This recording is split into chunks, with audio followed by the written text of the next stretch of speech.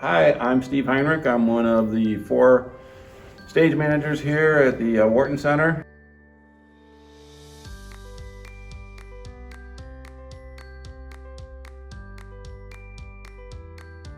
Theater lighting is, I'm sure you have them at home too, is things need to be dimmable.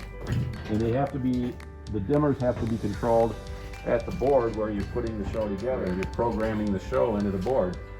So a typical kids show, one of my favorites, if I haven't said that before, might have 34 to 60 cues in a 55-minute show.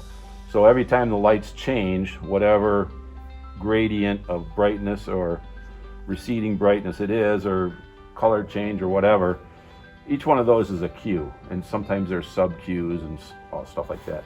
But Hamilton, I want to say like 800 to 1200 cues, and they're all programmed into the board.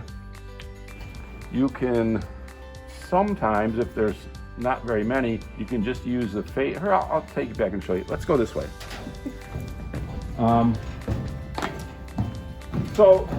All these circuits get fed back to the board, and then the lighting designer, along with, here's a much more refined hole through the wall. He is going to focus and put gel in the color of the lights, because again, these aren't moving lights, according to what he has worked out for each different scene in whatever play that they're doing. So the lighting design for Hamilton or Phantom of the Opera is obviously enormously more complex and hard to work with than something for a show in here, but essentially they're all the same. But the thing you have to have is you have to have enough lights to do what you want to do, and the lights can, they can actually change their purpose by making them brighter.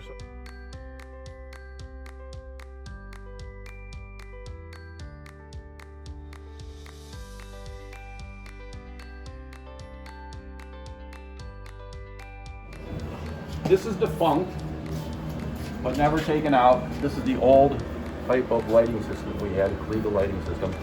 We're not really certain why they put this in, because in 1982, this was a dinosaur. But these are 3 dimmer racks, and these dimmers control, I want to say it's like 360 circuits out there.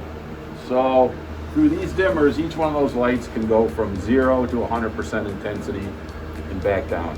And then you can program them in groups and subgroups, and you put that all together and you develop cues for each period or each segment of whatever show you're presenting. So these are pretty indispensable. So each one of these, they're all separate dimmers. And there's like 3 times as many of these in the basement that work for the Great Hall. So we went from Kliegel lighting, which was pretty hot in its day, but was already kind of past its prime when it got installed here. I don't know what any of those particulars are, but now everything in both theaters is ETC lighting, electronic theater controls, and they have a pretty hefty share of the business in our industry. I watched some shows up here entirely. Standing here.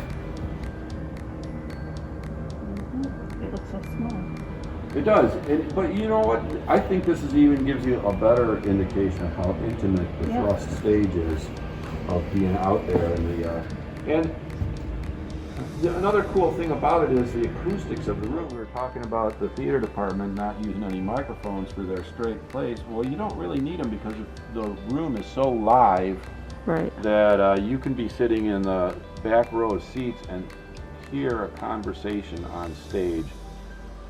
I mean, if people are enunciating in that theater professional sort of way, I mean, if you and I were buzzing about what we had for dinner last night, they might not be able to hear, but you know, if you're in the theater, then you're enunciating and you're modulating and you're doing all that stuff, and so you can easily hear what's going on if there's no cacophony of music to drown it out, or Right.